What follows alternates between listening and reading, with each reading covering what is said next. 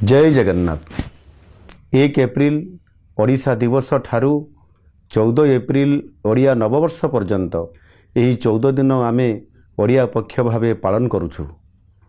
एही पक्षर प्रत्येक मुहूर्त सबु ओडियांक पई स्वाभिमान, संस्कृति, परंपरा और अस्मिता को नहीं प्रेरणार समय हेउ।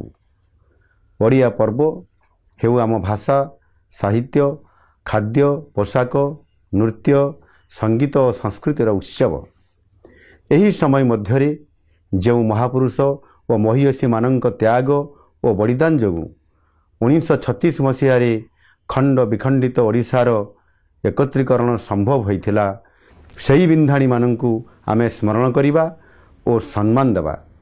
ओडिया नववर्ष एवं महाविश्व संक्रांति हेउ ओडिया भाषा, साहित्य और संस्कृतिर नुआ उद्यम, नुआ संकल्प और विकसित ओडिशार नुआ अवसर।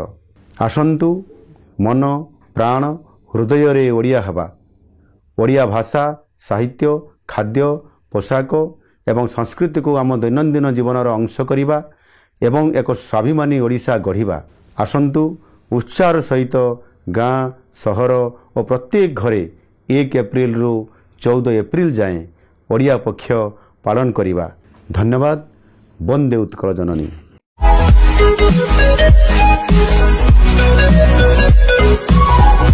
Thank you.